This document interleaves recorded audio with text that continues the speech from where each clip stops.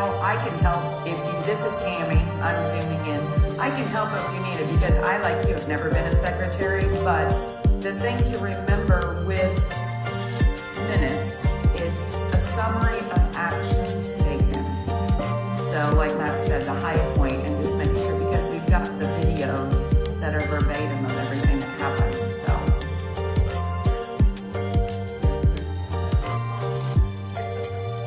No problem, that's what I'm here for.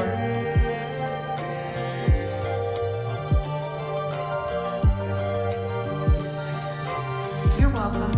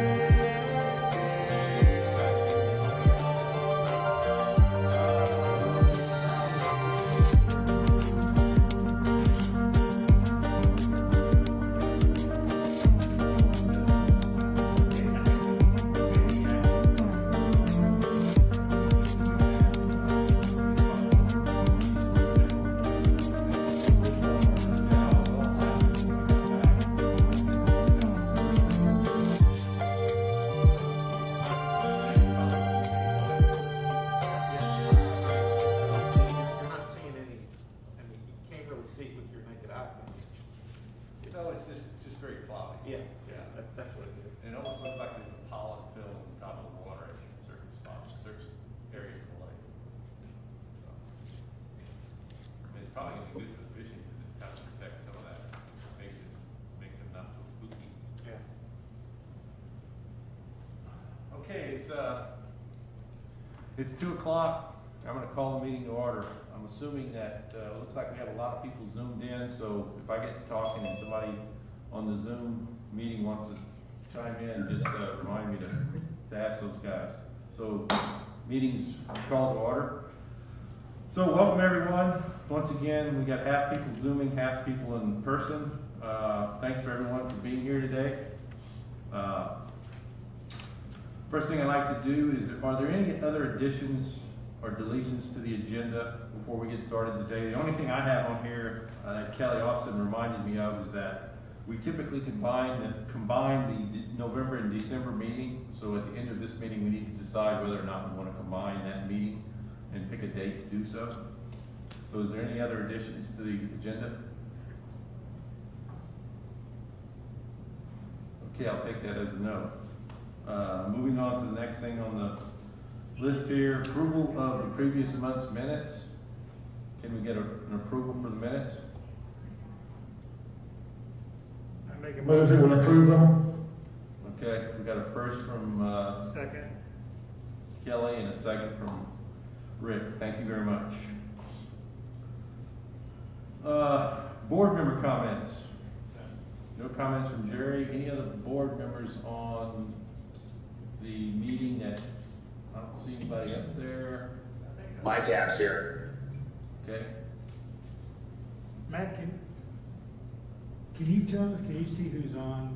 I can see the screen right here and I can see certain people, but I can see who's on. So any board members on that want to make a comment? This is Sandy Fosdick. I'm here. I don't have any comments. Hello from Louisiana. Hey Sandy, how are you doing? Good, how are you? Good.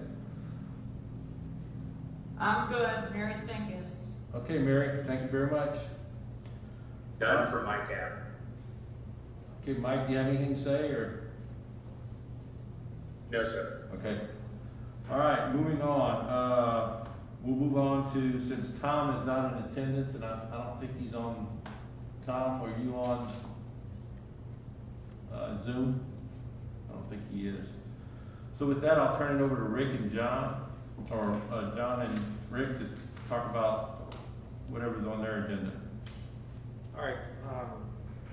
I'll try to be brief because John's got a kind of a lengthy presentation on our lake study for this year.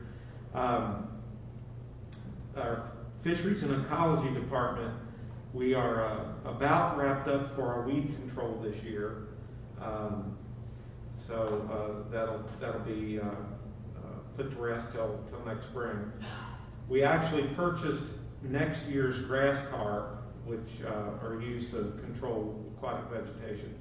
We purchased next year's this year to avoid a sizable price increase after January 1. So that'll save us quite a few thousand of dollars. Lakes Loman, Windsor, and Ann have been stocked with blue catfish this fall, first time in 6 years or so. And we are in the process of stocking all the lakes with channel catfish.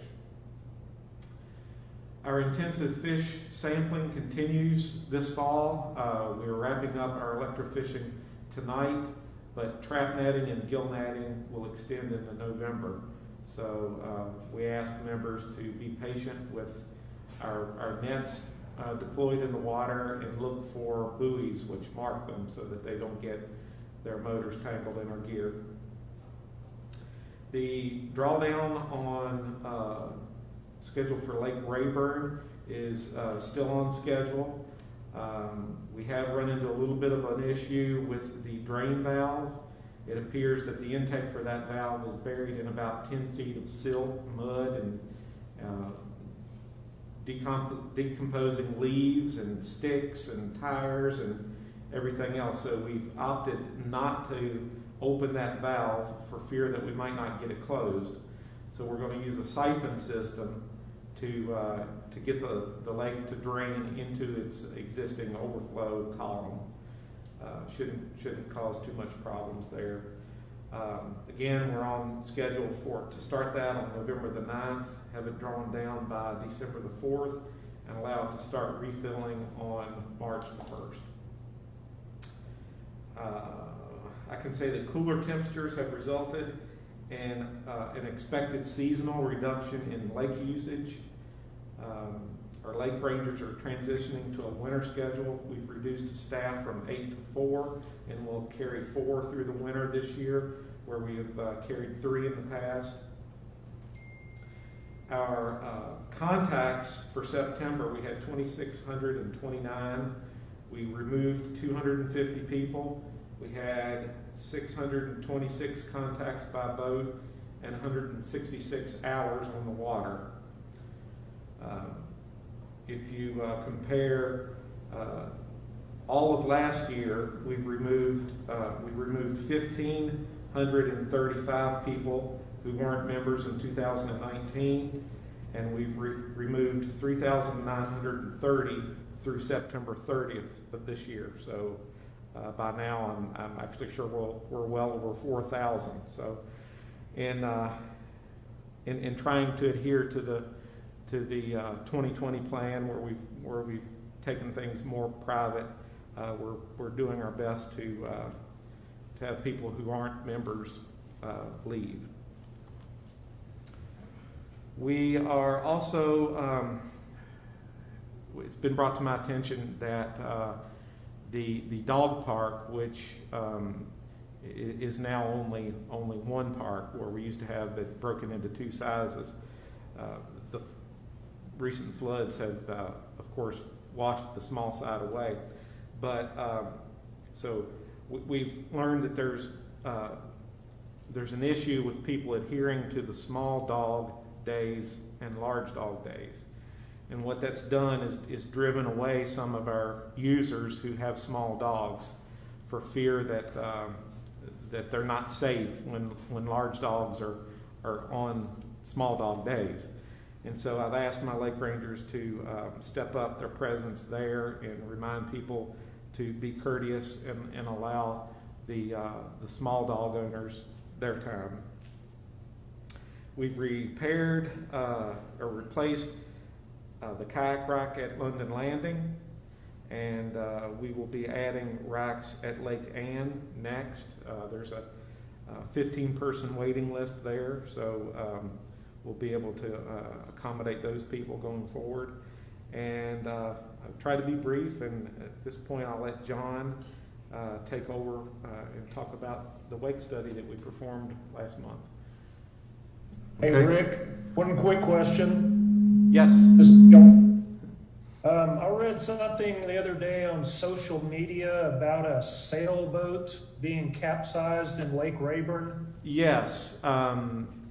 It evidently capsized at some point over the weekend, and the owner of that boat couldn't right it and get it removed. And then I guess it was early Monday morning, someone saw it and reported it as an emergency situation. And it was not an emergency situation, and good thing. But we're glad that it was reported, and it's nice to find out later that it wasn't an emergency. So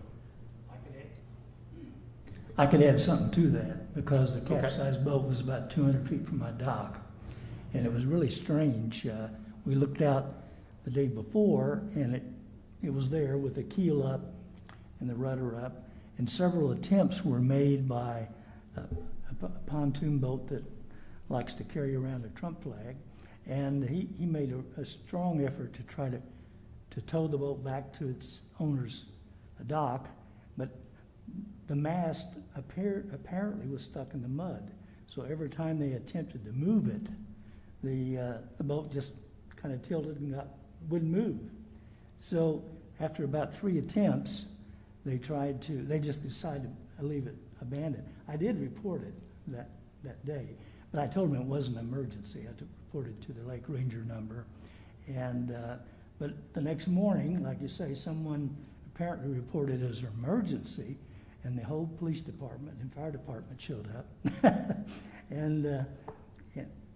and then about 4 o'clock, it just disappeared. I kept watching for it to see how they were going to rescue it, and somehow they righted it and carried it away.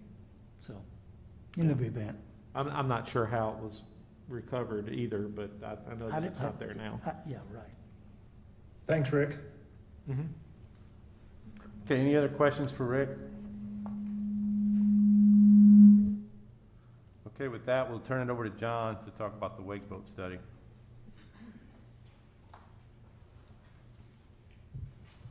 Test, test. I guess we'll find out how I give a presentation with a mask on and whether or not we give a whole lot of feedback. So my name is John Urquhart. I'm the Assistant Superintendent of Lakes, Parks, and Fisheries for the POA. Rick's assistant is what I usually go by, if anybody knows. We are here to talk about our second year of the Wake Boat Wave Height Experiment. As I just said, this is our second year. I think we learned a few more things this year that we didn't know last year. And as always, whenever we do these sorts of things, we created a lot of questions for ourselves as well. But that's just the nature of the beast with this sort of experiment. And then also, I do want to say thank you to you guys for allowing us to do this experiment again. As I mentioned last year, this is not our normal wheelhouse. This is not where we normally do our work. Normally when we look at a situation like this, we look at it from an enforcement standpoint, not so much the science of it. So anytime we can do something a little different, it's a lot of fun for us to concentrate on something like this. So thank you guys. Let's dive right in. We'll start talking about the methods. You guys are going to notice that a lot of this is very familiar from last year. That's by design. We wanted to keep everything at least semi-comparable. Not sure how comparable we are year to year, but we are at least somewhat. We wanted to be able to compare apples to our apples, so to speak. So we kept all of our passes parallel or near parallel to shore. Am I causing that feedback somehow with something I'm doing? Thank you. And the reason I say near parallel to shore is because you'll see whenever I get over to the map, the area that we did this study in this year is kind of in a bowl in the shoreline. Obviously, we can't run in a bowl, so we just did things near parallel. Also, something is different this year is all of our passes are run in the same direction. We ran to the south. My mask keeps slipping down. We ran to the south towards Tyree with every single pass. Luckily, the boat that we had this year allowed us to move surf from side to side no matter which direction we were going in. So that helped us eliminate some of the variation that we had last year, going one direction then the next. As you guys remember, I know we talked about the angle of the shoreline and the way that wave is going to meet. This helps eliminate some of that variation by going in the same direction every single time. We did measure wave crest height, and we're going to define that by the distance from the average lake level to wave peak. This was measured to the nearest inch, and we did this as close to shoreline as we possibly could. Last year we were about 2 feet off shoreline. This year we were closer to 4 feet off shoreline. Not something we wanted to do, but this particular seawall that we had this year had a much larger footer at the bottom, so we couldn't get right up next to it. And there was a lot of rocky material that was just on the lake bed that we just couldn't get our post driven into. As a matter of fact, as we were trying to drive our post, we were actually causing damage to our post and knocking the paint off, which you guys will see in the video. And also something you won't really get a good sense for, but we just couldn't get our post in deep enough to really call it a zero, so our post is a little perched. So just make that note in your head. It's a little perched. We think it's about half an inch. Everybody that's looked at it, we think it's about half an inch. And as I said, we're doing this to the nearest inch, so that could cause some values to be slightly higher than, because we're going off what we can see, it's all visual. This could cause some values to be slightly higher than they otherwise would be if we'd have been in a perfect zero. Next, we did all of our runs at 200 feet with the exception of one. 200 feet is, of course, the regulation that you would run this type of boat if you are pursuing a water sports activity right now. We did run one run at the very end of the experiment at 100 feet from shoreline, and that was just kind of an exhibition run to see just how high we really could make a wake go.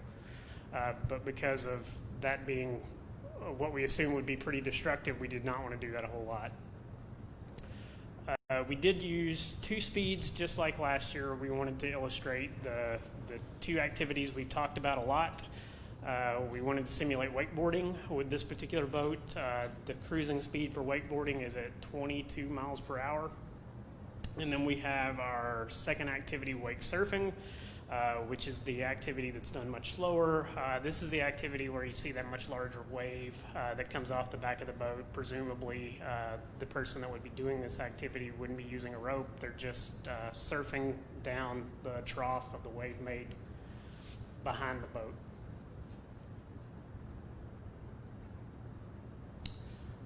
For our wake surfing simulation runs, this boat employed a factory installed system, like I said earlier, the nice thing about this is we could put the surf on whichever side of the boat we needed it to be on.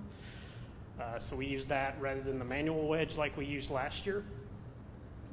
Our distances were measured with a Sig Sauer Kilo 2200 rangefinder. There's your stated precision for that unit. And the way we came up with that distance is we measured by targeting the nearest dock to our wave measurement area.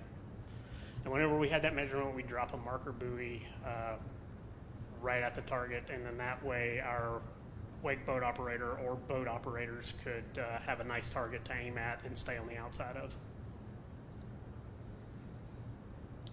So let's talk a little bit about our watercraft we used this year. This is a different watercraft from last year, a slightly larger watercraft. The watercraft that was used this year is a 2016 Mastercraft X30. The length of that boat is 23 feet. The beam is 8 feet 6 inches. And compared to last year's Malibu, that boat was 21 feet. It had an 8-foot beam. As I said earlier, did have a factory hydraulic wedge system. You guys will continually hear me say that wedge term because that's what I know it as now, but you could also refer to it as a surf shaper. The way that system works is there are 3 trim tabs off the back of the boat. That is used to shape the wake to the desired side like we've already talked about. My understanding of the system is it's nearly automatic push button. There's not a whole lot of manual input that you need to do. You just push a button on which side you want your wake to come off of, and voila, you've got this beautiful wave that rolls out the back. Additionally, we did have 2 passengers on board the boat with the driver this year. For you guys that were on the boat, I combined your weights without knowing them and averaged you guys out and put you at about 500 pounds. For you guys that are on the boat, don't read too much into that in case I overstated your weight. And then also that boat did carry an additional 1,800 pounds of water ballast on board that was centered in the boat. And then something that we really did differently this year is we wanted to simulate this busy lake condition that we've talked about before, kind of that weekend where you've got lots of boats on the lakes and that sort of thing. So in order to accomplish that, whenever we would do what we call a parade run. We would add 3 additional boats in the line with the wake boat. And the boats that we selected to do this was an 18-foot flat-bottom John boat that was loaded with a fair amount of equipment to give us some extra weight in that boat. We had a 21-foot pontoon boat that was very representative of just about any pontoon you would see on our lakes. And then we also had a 20-foot bay boat that is actually our Lake Ranger boat. And the hull on that boat it's not a flat hull and it's not a V-hull. I would call it a hybrid.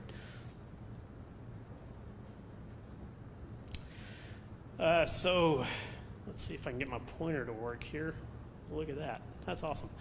So right here is where we were, the little pink line that you can see there on the map. We're on the upper end of Loch Lomond, kind of almost in the interface of Tyree and Stonykerk, right off Forfar Drive.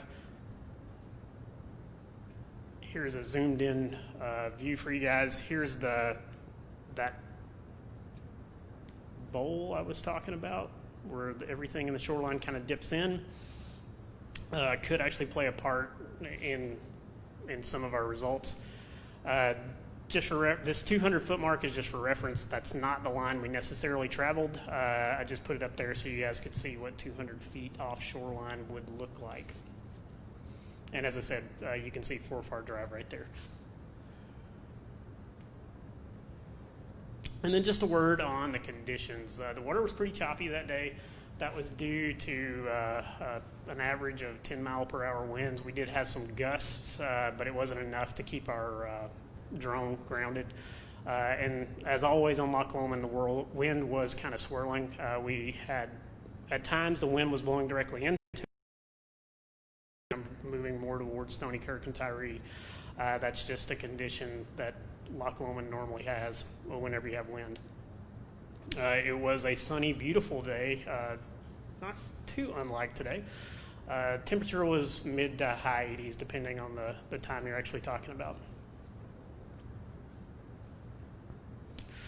Okay, we'll get into the video. I just want to let you guys in on a couple of notes before we get there, though. We probably provided marketing this year with something on the order of 4 or 5 hours worth of video, a lot more than we did in the past. Obviously, we can't show everything that we were able to film, but we wanted to get it distilled into a good representation of what was going on that day. After we looked at everything and kind of got it compiled, we thought our drone footage was especially useful, just like it was last year, to kind of give you a good overall picture of what was going on. You don't get an incredible amount of science from the drone video. There's not a whole lot of measurements you can make from a drone video, but it gives you a good overall representation of what was going on, the whole picture. So really what you're seeing is where we could correlate our drone runs to our measurement runs.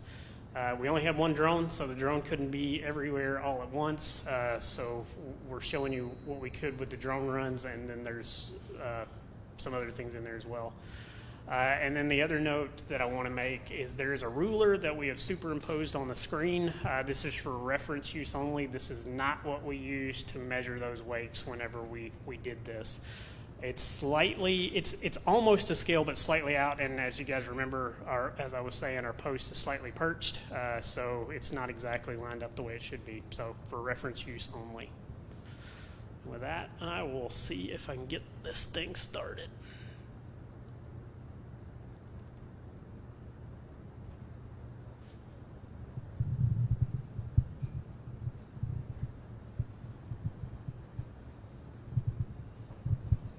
So this goes a little fast. I'll try to talk fast as it goes and kind of explain what's going on. So this is the first 2 runs you're going to see here. Oh, yep, sorry. We'll start it over and full screen it.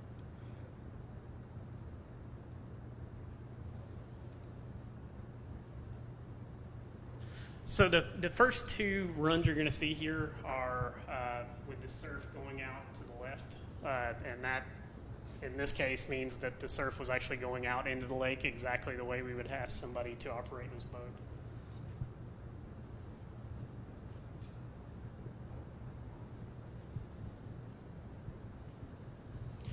This run is at 200 feet. As I said, surf is going out to the left.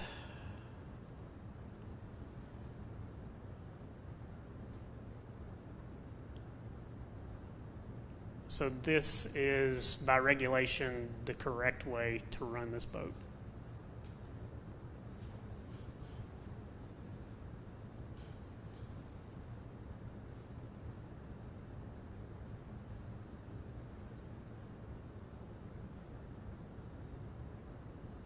So you'll see, as we go through, you'll see several different views. Here's our drone footage. Resolution is a little low, and it's still jumping, but you can see how these waves are kind of rolling into the shoreline and then causing some splash upon the seawall as they roll and then roll on down the seawall.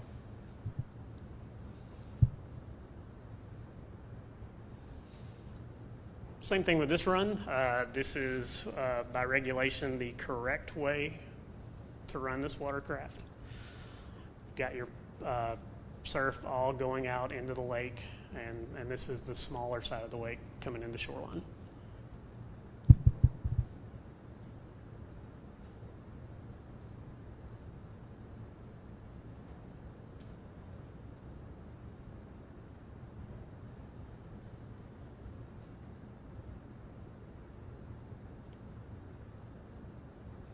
So you won't see this view very much. We captured all this video, but we thought maybe we'd be able to see something. It's just fairly unremarkable. You just see a few waves rolling, but you can't really give anything as far as scale of the wave.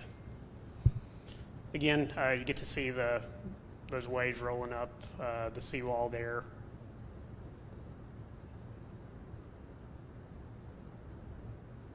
That is me in the water, by the way, at waist deep. So now we're getting into surf right.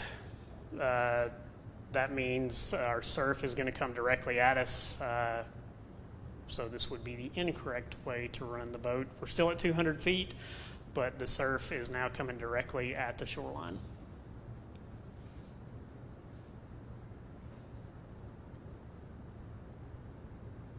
Looks like we're getting some chop in our video from YouTube.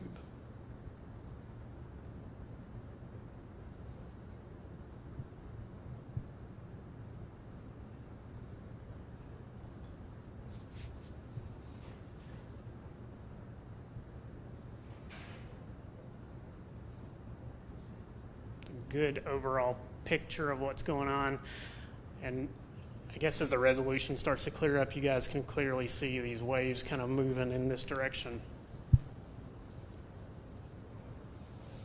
Again, got our surf coming directly into the bank now. We're still at 200 feet, which would be regulation distance, but you'd be sending your surf incorrectly into the bank.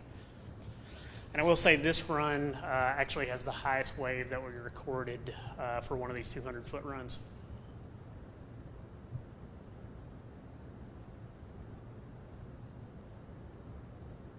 There it was.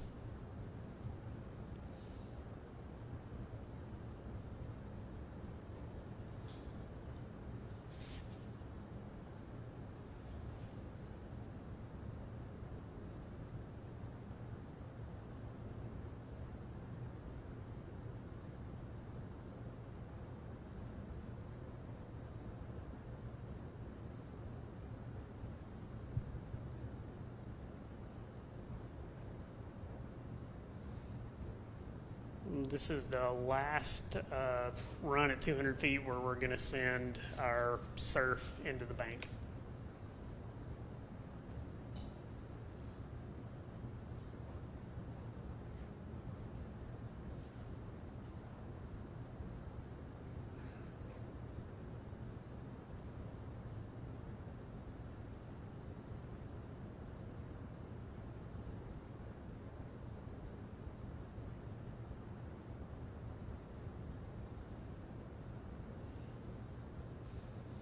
Okay, we've moved on to wakeboard speed here. I only put one of these runs in the video.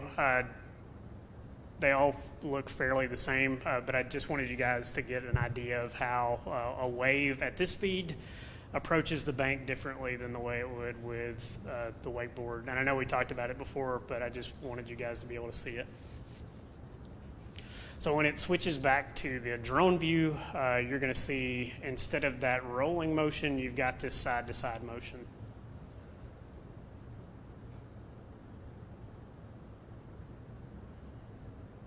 Kind of helps illustrate the angle where these waves are meeting. And here is the first of our parade runs. So like you see here, boats are running in as straight a line as they possibly could. The order was our Lake Ranger boat, or the bay boat, followed by the pontoon, then our Big John boat, followed by the wake boat.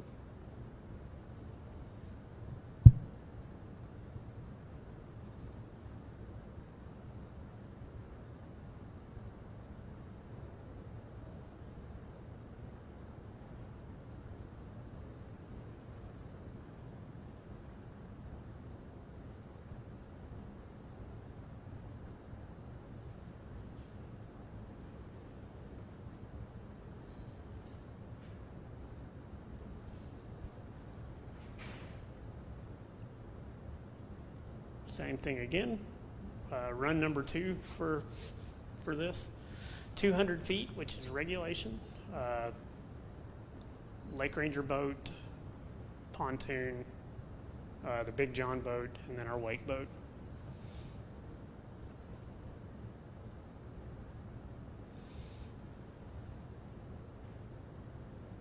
And I'm sure you guys are probably noticing this as well. Whenever we had all those boats lined up, we get a much more mixed bag as to what kind of wave we get. Sometimes we get the angled wave, sometimes you just get the splashing in and out.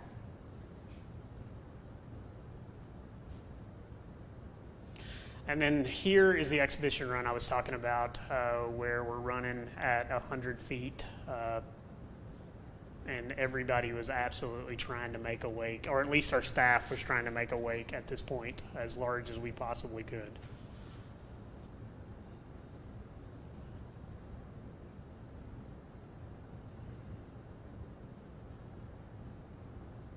Of course, I'll say 100 feet is too close for water sports, but technically speaking, you could be in a boat in that range and doing exactly what we were doing. And that is the end of the video, so I'll go back if I can get there. There's my clicker. So here's our data that we collected from all those runs. And I'll make a couple of notes for you guys because you can see a couple of things stand out. So the first thing is on run number 1, the first run we recorded, outlined in yellow there. We disqualified it because the operator was actually too close. He cut to the inside of the buoy instead of the outside. But we had good data on it, so I went ahead and included it in the data just for reference purposes. And then the other thing is down here on run number 16, we had a particularly large splash that I just could not be confident in my read on that particular run. I can tell you it was anything under 10. It didn't look particularly impressive, more so than anything else in that series, but I just could not make a confident call on it. Diving in and really looking at it for runs 2, 3, and 4, and everything is in sequential order as we saw it in the video. For runs 2, 3, and 4, we're at 200 feet. You've got our wake boat. We are wake surfing, and we're pushing our surf out into the lake.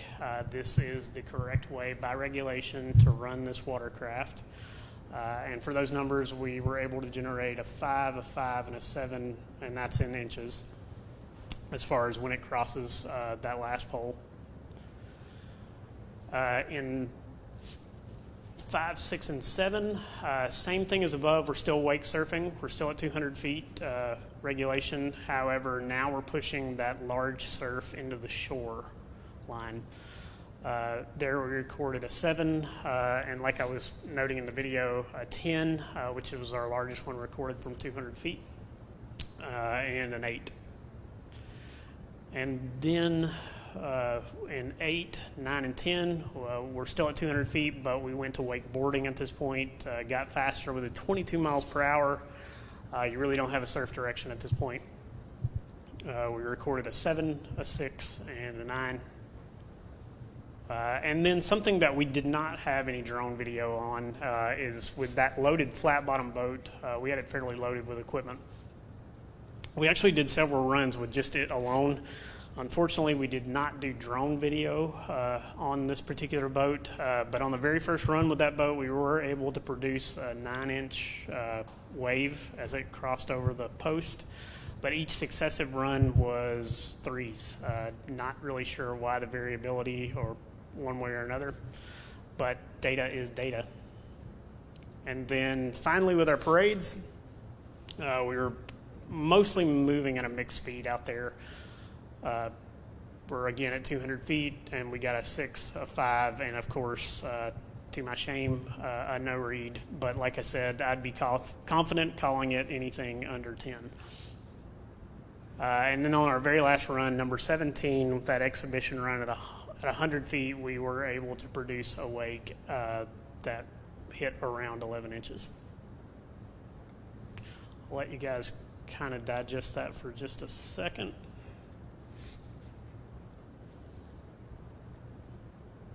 And then I'll move to my next slide. Before I take questions, I just wanted to say thank you to the owner and the operator of our test wake boat. Volunteered time and equipment to help us solve this problem. Thank you to the property owners that allowed us to come use their property, set up, host everybody that wanted to come out and see what was going on. Extremely appreciative of that. Thank you to the Lakes Committee members that volunteered and were out there with us. You guys handled some of the work for us and took some of the workload. And also thank you to the stakeholders that came out and were interested in the project. It's always nice to have people that want to see what it's like to put one of these projects together, to see what goes into one, not just the finished product. So thank you guys for coming out and being with us on that day. And then last, but certainly not least, thank you to the POA marketing department for all the video editing expertise and of course flying the drone. Like I said, I basically gave them about 5 hours worth of video and asked them to come up with something that was a product that I could deliver here. I think they did a really good job, kind of distilled it down to what we need, and I do not have the skills to be able to produce something like that, so thank you to those guys. With that, I'll go back to our data slide and take any questions you guys might have. Hey, John, when you were looking at the measurements on the wake there and you're in parade mode, what would the measurements have been for the boats that were not the wake? Do you have any idea what the differential would have been? So if the POA boat would have went by, did it produce a 3? Whereas, by the time the wake boat gets by, it's producing a 5. Any idea there? We tried to tease this out with slow-mo and really looking at several different frames of video, and there was really no way to definitively say what was coming from what. Not only did we have the wakes that are coming off of each of the boats, but you've also got a lot of reverberation from the shoreline, and you've got those mixed angles like I was talking about. So it was something that we considered. We thought maybe initially we would be able to figure that out, but really we couldn't, not definitively.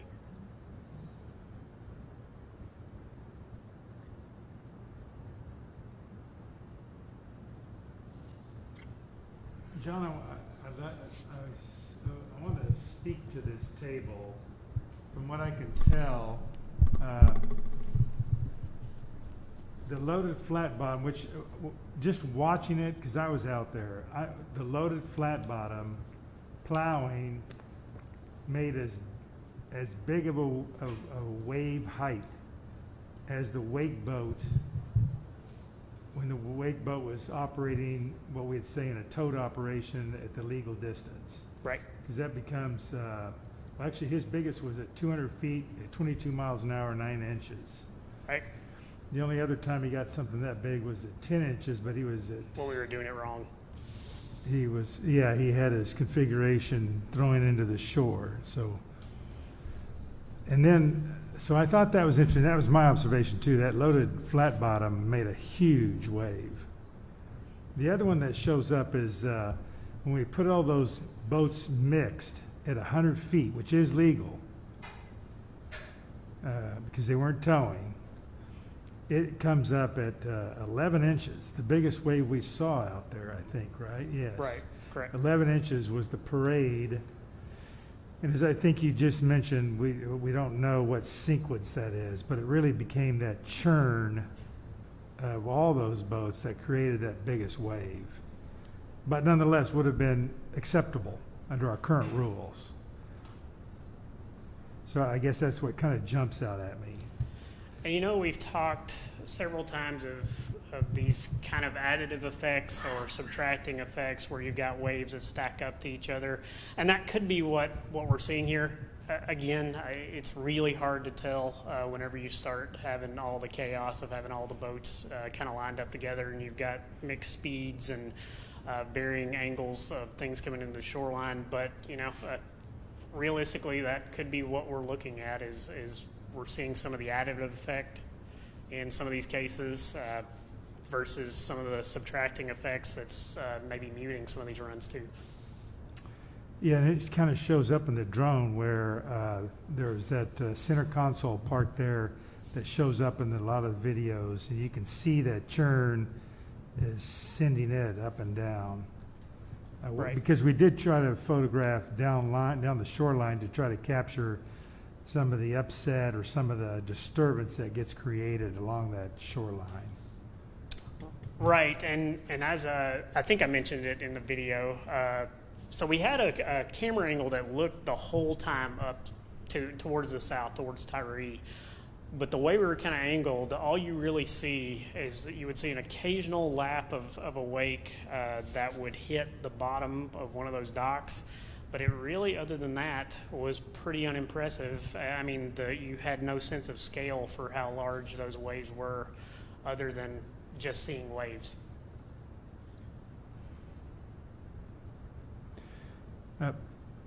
Paul or Matt or anybody else online from the Lakes Committee, did any conclusions you guys come to or any discussion? A lot of you were there.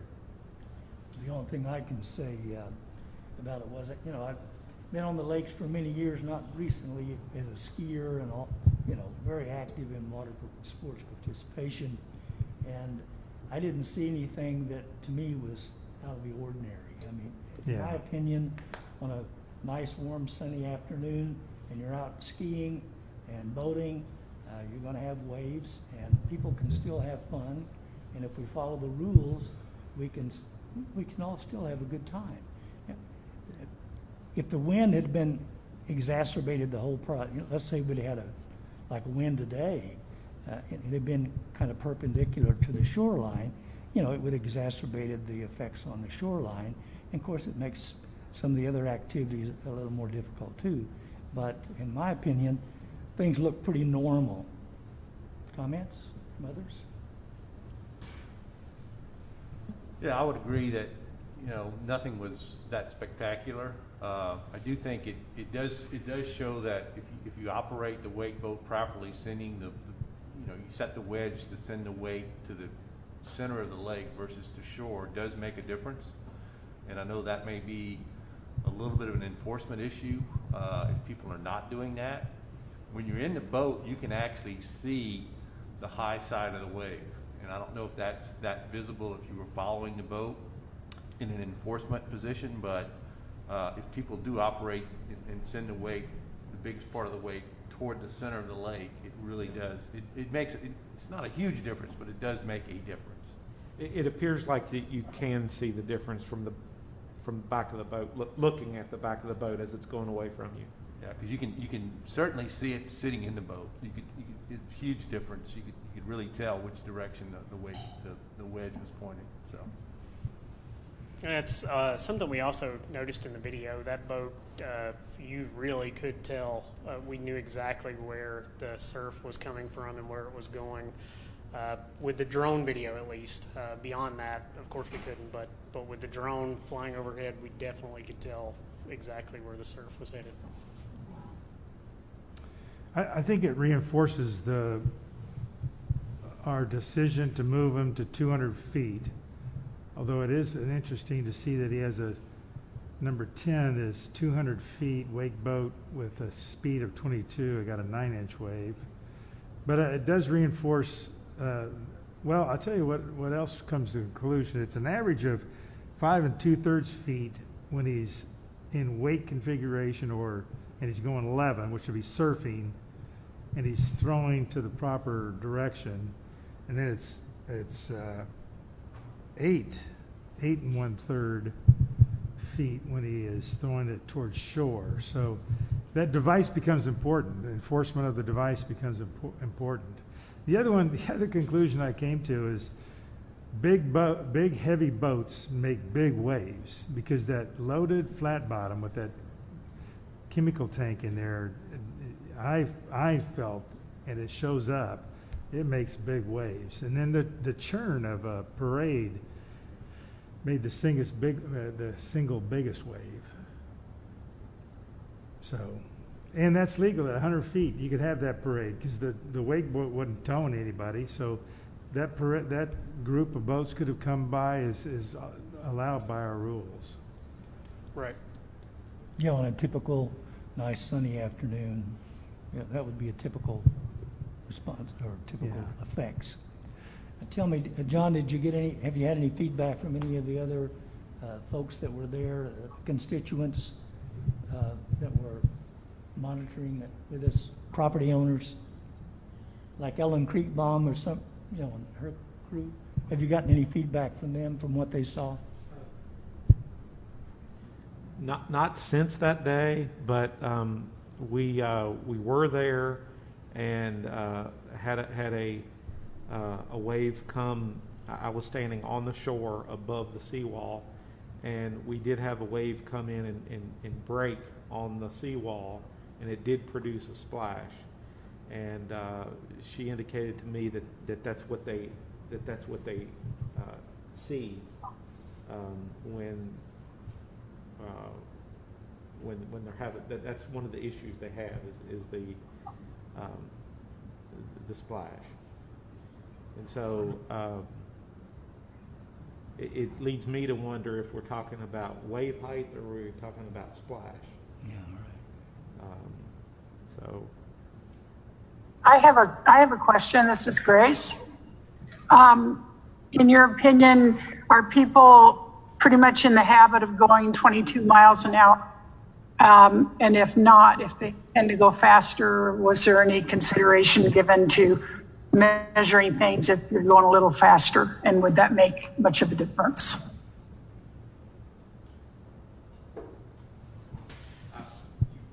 In my experience, Grace, I'll just speak not from a scientific standpoint, but from my experience in a bass boat, the faster you go, and 22 miles an hour, depending on how much on plane you could go, but if you go a little faster, typically there's less of the hull of the boat that's in the water, and it actually produces a smaller wave.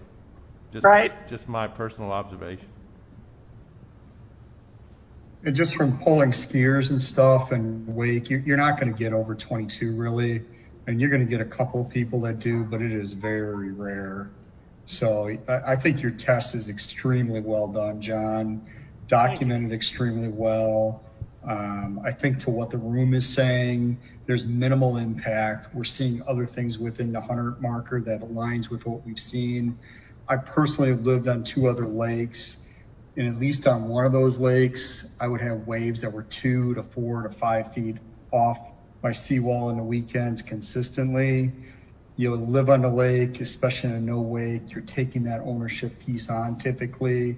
I feel very fortunate at this point that the way we're structured with that 200 marker, that we are actually in a very good spot for this, and it makes sense, to have done that last year. But thank you. You are welcome. I will say, just as a matter of reference, the waves are larger this year than they were last year, but we kind of expected that, having a larger boat this year. Heavier, larger all the way around. We had additional weight in it, so we did expect that. We did expect to have larger wakes this year.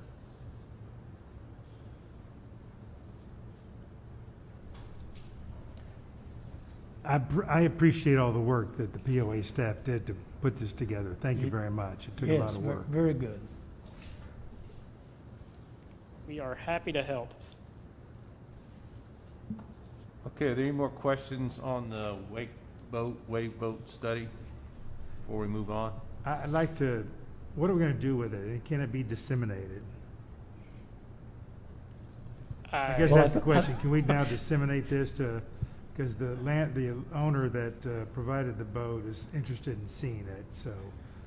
We'll publish the link, John will forward to me, I'll publish the link in the meeting minutes. Is that something? Sure, I'll see what we can do. I can't remember what we did with last year's. I don't see any reason in the world why we couldn't, but I think we'll have to check. We may want to add narration to it. That's one of the, because we won't have the benefit of you talking as Right. it's being played. Have not just a standalone video of just waves crashing into a shoreline. Yeah, and I think there was discussion also about the people that do own wake boats to try to do a little video as they register their boat, or some kind of information that we would share with those owners. And it might be nice to have an abbreviated narration on top of some of the key results. Yeah, and we could probably use the video that we've already taken to accomplish that. Right. You know, Yeah. this is a no-no, this is a yes, and just, yeah, I think that's a good idea. Yeah, I think we probably produced enough video, and marketing may not like me saying this. They're probably going to be like, would you please stop? But we probably produced enough video at this point. We can probably pick out a lot to work with.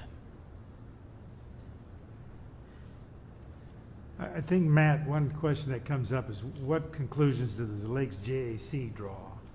So I don't know whether we want to think about that and respond to that next meeting or what. We've talked about it. We've made some conclusions individually, but I don't know if there are any hard and fast conclusions. I would say that I think the 200-foot rule as a general statement has been effective, and I think the 200-foot rule and the enforcement of the wedge pointing toward the center of the lake are the two things that probably impact wave height the greatest. And if, again, a lot of this falls on Rick and his group in enforcement. But short of that, I don't see any big aha moments coming forward if we wait till the next meeting, although we can continue to discuss it if somebody does have any. So with that being said, we do have to go over some proposed boat rule changes that were made. Thanks, John, for doing a great job on the presentation. And there may be some future questions if someone from the outside wants to ask a question at a later time here, but I did want to go over these rule changes. So all of you have in front of you the new proposed rules, and they're in red, and I've gotten feedback from Errol, and I think Paul also sent some feedback in. So if you guys don't mind, in talking to Tom, we have time to make some further adjustments, but probably next month they're going to need the final version of this so that we can put them in so they can be finalized to go into effect for the 2021 boating season. So we start out by number 4. All watercraft are encouraged to follow a counterclockwise rotation when traversing the lakes, whether the watercraft is towing a skier or not. Similar to the rules of the road, watercraft should travel on the right-hand side of the lake to avoid a head-on collision. I think Errol had some really good feedback. We could replace the word traversing with the word cruising. Might be more appropriate. I think that's a good change. Does anybody else see anything else that we could need to edit on this particular point? So I hesitate to bring this up, but somebody brought it up last time, Matt, and I've been chewing on it, and I thought it was actually a pretty good idea. Even though it kind of goes against the grain here a little bit with this, is it's ideal that everybody goes in it counterclockwise, but there's also examples like if you come out of some finger and you want to go to the next finger to your left, you got to go all the way around. Let's say that Loch Lomond image we just saw, and you came out of the bottom inlet and you want to go left here, you've got to go right all the way around. Now, what were to happen, I think somebody mentioned it, if, watercraft wants to cruise the lake in a non-counterclockwise rotation, they're expected to stay within the 200 feet of the shoreline and potentially operating without a wake. I mean, just food for thought if anybody's still stuck on the concern of not always being able to go in that same direction. I agree with that because, particularly if there's no one skiing or tubing or or wakeboarding or anything like that, I see your point and I understand it. And again, the wording does say encouraged. So I think if you're out there, if you're in a fishing boat and you're wanting to cut across the lake, I don't see most people going completely around the lake in a counterclockwise direction just to cut across the lake. So I think common sense would prevail there. And I don't know what we can put in the verbiage to clarify that any further. Any other Or comments on that? would we want to require that if you do, that you just got to stay, at the 200-foot marker or closer? But the 200-foot rule is still in effect we've already stated the 200-foot rule. So I think boats on plane need to be minimum 100. I think the rule for on a plane boats is 150 feet. So I think that's a given. So I think people are pretty much following that rule. This is I don't think I'm saying it clear enough. What I guess I'm saying is if you want to go in the opposite direction, you got to stay within that, 100 to 200 foot marker, if you will, if you want to go in the opposite direction, or if there's a skier present, something to that effect is what I'm trying to drive after. Because if we just encourage it and you got skiing going on and somebody decides, I don't care, I'm going to go at 250, 300, that's where the problem comes into play. Sorry if I wasn't getting my point across. I would say that if someone is doing that and they encounter another boat with a skier coming in their direction, and they try to go between that 200-foot area and the shoreline, it appears like the person is coming in head on, and I'm not sure there's enough room there to squeeze somebody in safely. So I would almost rather have someone go out of that cove, out towards the center of the lake, and then come back. So they're crossing the path of that wake boat twice, crossing it once, and then getting to the center of the lake, and then coming back as they go into the next cove. Yeah, that makes sense. That almost seems safer to me. I think we're kind of trying to split hairs here too a little bit. Yeah, no, I agree. I just didn't know if we wanted to go hard and I kind of come to the fast same here. conclusion you did, Matt. The word that encouraged does give them some flexibility.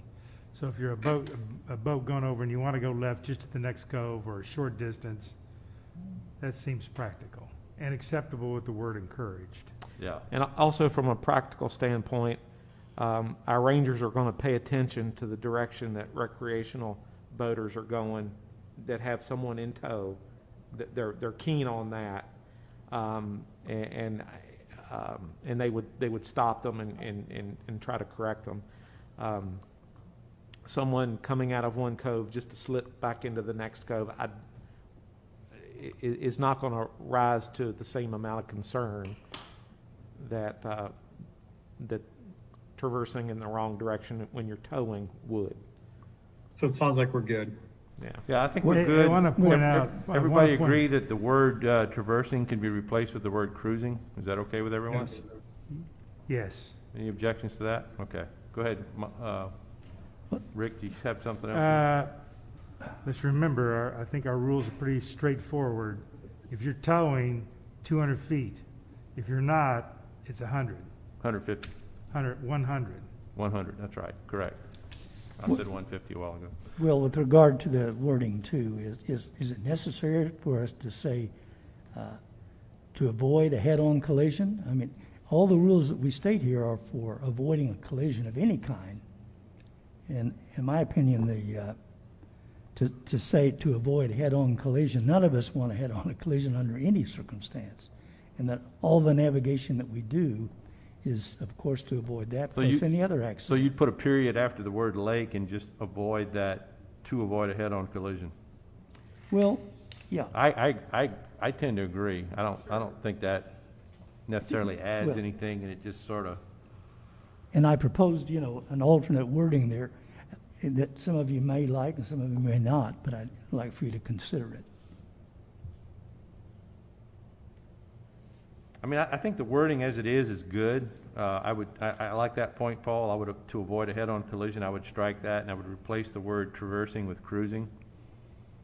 And again, anything beyond that, in my opinion, we're kind of splitting hairs. Agree. Okay, on to number 9 on that same page. Motorized watercraft measuring 26 feet in length or longer are prohibited on all POA lakes, including the 3 wake lakes. Any motorized watercraft registered with the POA as of December 31st, 2020, that are 26 feet in length or longer will be allowed to continue to renew their annual registration until the watercraft is sold, provided the POA annual registration never lapses. So what we're saying is, if you do have a boat that is over 26 feet today, you'll be allowed to grandfather that boat in the system, provided you never sell it and provided you never let your POA membership lapse. I mean, to me, that's pretty straightforward. It I don't think includes it's 26 feet. What's that? You said longer than, but it does include 26. It includes 26 feet or longer, correct. Well, to me, it's not necessary to put 3 wake lakes. To me, it's on all lakes, period, regardless. So to me, that's redundant. Yeah, I agree. Good point, Paul. So let's scratch including the 3 wake lakes. I agree. That's just redundant. And someone can't have a big boat and keep it 5 or 10 years, they get tired of it and sell it to their neighbor. Yeah, because you could technically have a 26-foot boat on Rayburn. So it and has you to can't be- make a wake. Yeah. It has to be continuously. Hey, Matt, Yes? I think we need to keep in mind that we originally wrote these statements and then they were modified by the legal counsel. So we may need to be careful about scratching stuff that's already in those Yeah. without their opinion. Good point. And what I'm going to do is I'm taking notes here on what the changes need to be, and I'm going to send those back to Tom and the management team. And to your point, legal may have a reason for putting some of these in there, and if they scratch them, they'll just have to, we may have to stay with the original wording. But I do Sounds think good. this is pretty good feedback. So everybody okay with number 9, with the exception of including the 3 wake lakes? Yes. Okay. All right, turning to the back side of the page. Number 9 on the back page, I'll read it, and then we can discuss it. On Lake Ann, Lake Windsor, and Loch Lomond, watercraft that stop and have individuals swimming by the watercraft are encouraged to take advantage of the no-wake sections of the lake. Swimming is discouraged in the section of the lake where water skiing and the towing of individuals is allowed, even when the swimming takes place close to a stopped watercraft. So I don't have a problem with that. Arrow, I thought, had a really good point, and I would add, or something to this effect, swimming is allowed inside of the 150-foot rule. So in other words, we don't want this to indicate that if somebody is skiing or tubing or what have you, that you can't swim near your dock. And that was his point, is that it sounds like we're banning swimming when there's a wake boat or a ski boat present. So I think his intention was to say that you can still swim near your dock as long as you're within that 100-foot distance. Is that correct, Errol? Am I stating that properly? Yeah, I'm just concerned that we're all pretty knowledgeable about 100-foot and 200-foot and all of those rules, but somebody that reads this regulation may not be as familiar with it and think they can't swim in a fork of the lake that you can water ski on. So what I would say, everything is, I like the way it's worded, and at the end of that, I would say swimming is still allowed inside the 100-foot rule, within 100 feet of shore. Great. Well, you need to be careful about that, because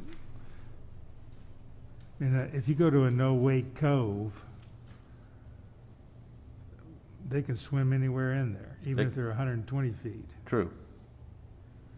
But I So, think, Hey, and I want to point out that this one we're working on, it says swimming is discouraged in the section of the lake where water skiing and the towing of individuals is allowed. That's 200 feet. yeah, but I think that the intent of this rule is to, okay, if you're in the center of Loch Lomond where all the skiing takes place, and you decide to go swimming, you're better off swimming either within 100 feet of shore, where you know there's a nobody can make a wake, or to go to a no-wake cove where you're not going to have skiers and boats speeding by you. Again, it's not a hard and fast rule, but Yeah, we're just trying to discourage people from swimming out in the middle of the lake when skiing is taking place, or when tubing is taking place, or when there are a lot of boats on the water. So it'd be something more or less like swimming is encouraged in the no-wake areas, and maybe a parenthetical within 100 feet of shore in the wake area. Yeah, we just encourage him to take advantage of the no-wake sections of the lake. There. It's Yeah. discouraged in the section of the lake where water skiing and towing of individuals is allowed. And then we'd add to that, swimming is still allowed inside the 100-foot from shore, inside 100 feet from shore. If you want to swim on your dock, obviously, you can swim on your dock.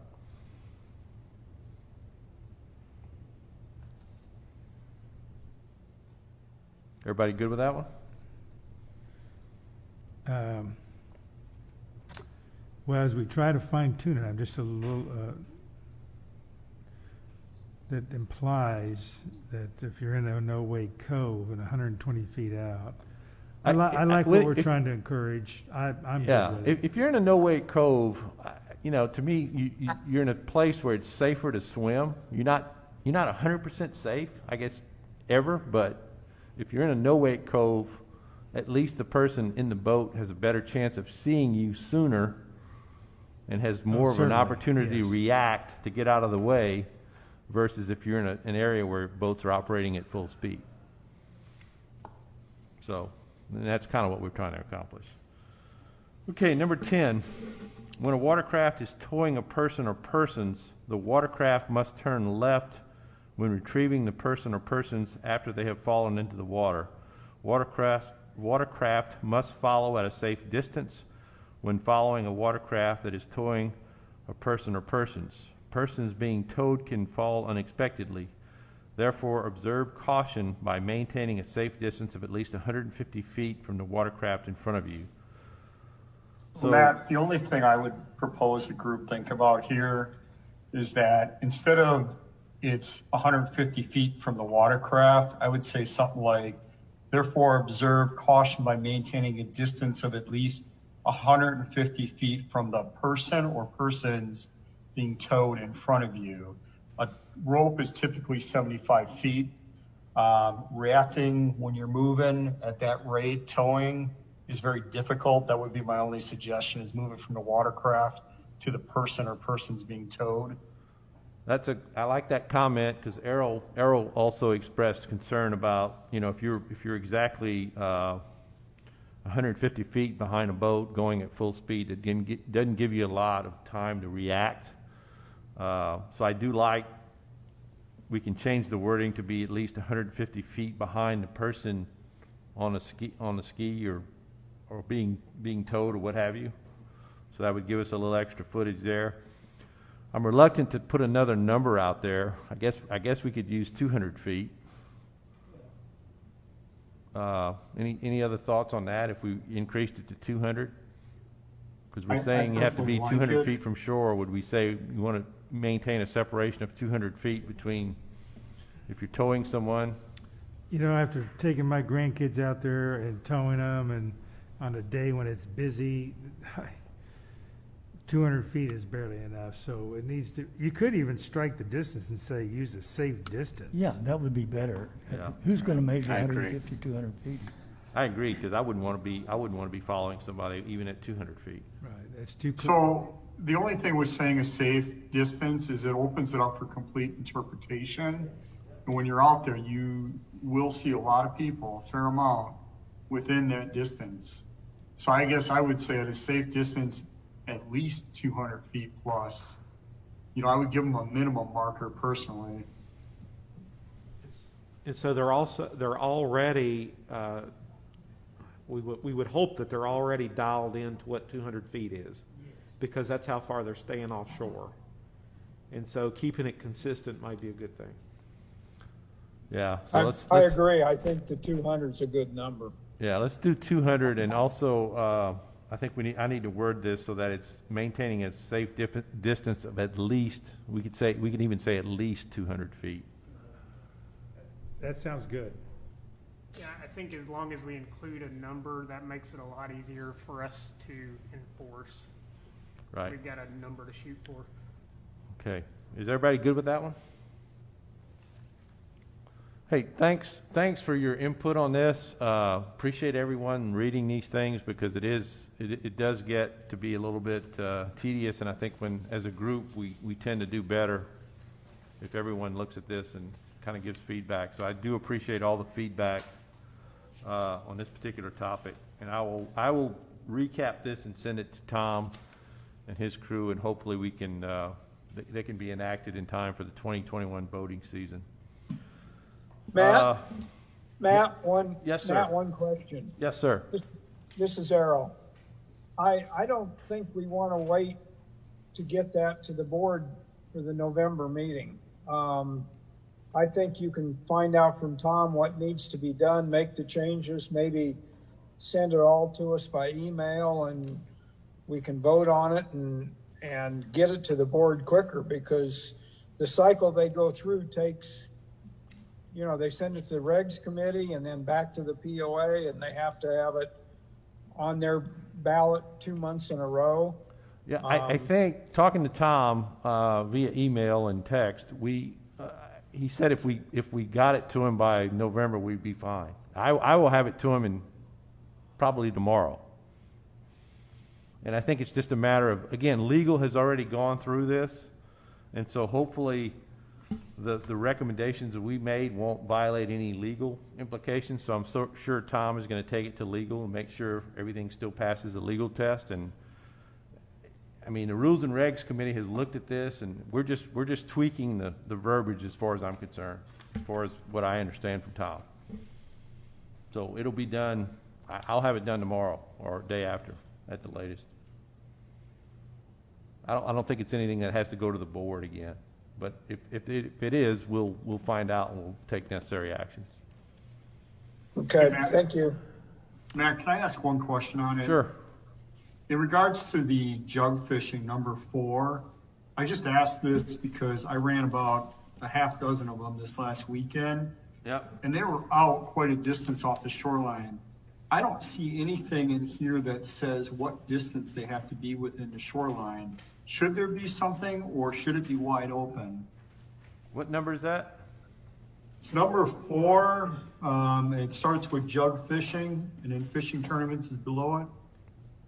So the jug fishing falls under a category that we can't regulate currently.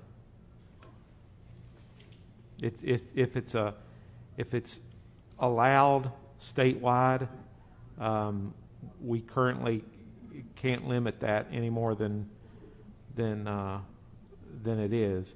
In order to be able to do that, we would have to get the city to pass an ordinance,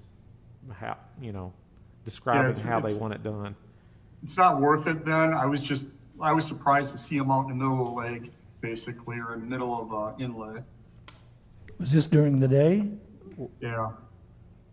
Were they being manned with someone watching them? No. Nope.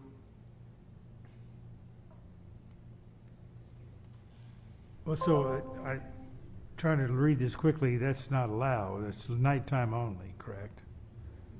For jug fishing. Yeah, jug fishing. Correct. It sounds like perhaps that person's judge got away from them, or they just did not come back and get them.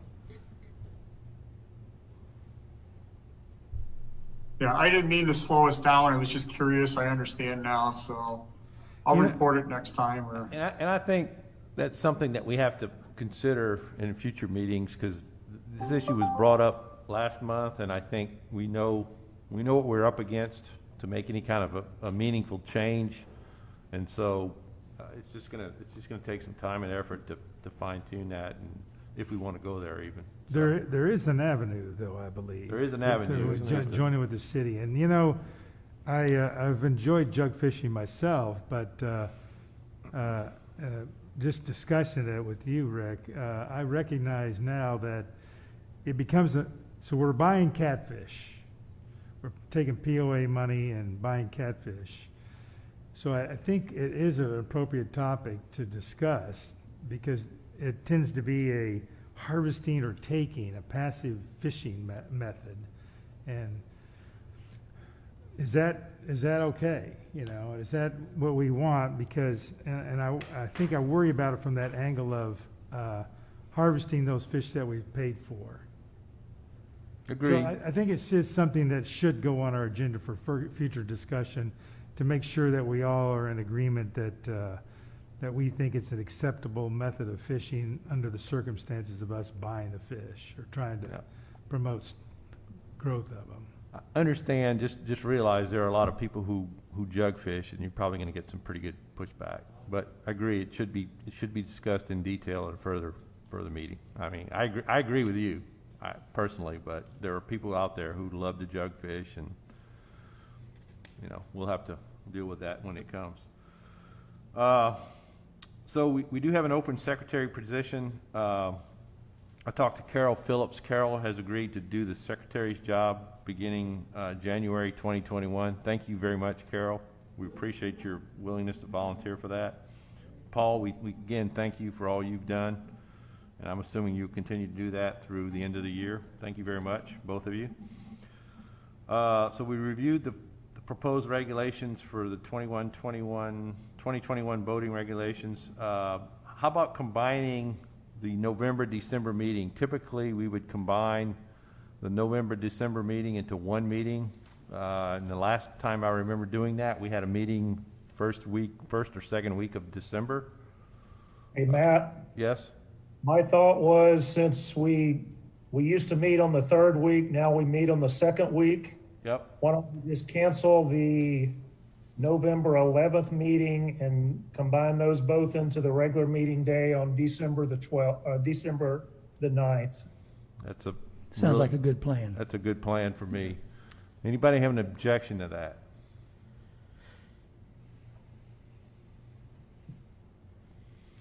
Okay, so I will, again, send, and what's the date, Kelly? December the 11th or 12th? December the December 9th, 9th. 12 noon. And just cancel the November meeting. Correct. Yeah, because in the past, we were meeting on so that would work out really well, I think. Okay, I will propose that, and I will send that to Tom and his secretary, and I think that'll be a done deal, unless something urgent comes up between now and then, at which point we can decide to meet or whatever. That's December 9th, right? December the 9th. Okay. Okay, so open forum. I know there's one guest. Terry McConnell wants to speak to the group, so go ahead. Trey is on call. Does he have a staff notes? Trey, do you have anything to say? We forgot to. Actually, I do. Thank you. Okay. Just real quick update. The marina will be closing this Sunday. Will be our last day, the 18th, and then to follow up on what we talked about last meeting, the kayak launch for the marina at Loch Lomond that will be accessible from that parking lot there. From the Lake Point parking lot is under construction, about halfway done with it. I'm not sure if that will be a winter install or an early spring install, but we'll try to get that in for the beginning of fishing in 2021. Okay. Thanks, Trey. Okay, so I'll walk out and get guests, and I will give them 3 to 5 minutes and one at a time. And I know Terry wants to speak, but I don't know if there's anybody else out there. Terry, come on in. So Terry was nice enough to donate. He was the individual who allowed us to use his wake boat, and he was out there with us for 3 or 4 hours. He allowed us to use his property, his wake boat, and we do appreciate all you've done for us, Terry. So thank you. Can you hear me okay? Get a little closer to the mic. Is this on? Okay. There you go. All right. Well, yeah, I was glad to do that. I think Rick mentioned, you know, I'm hoping to put the issue to rest for the time being anyway, because I know there's been some people that would just like to see wake sports not allowed on our lakes, and I don't want to see that.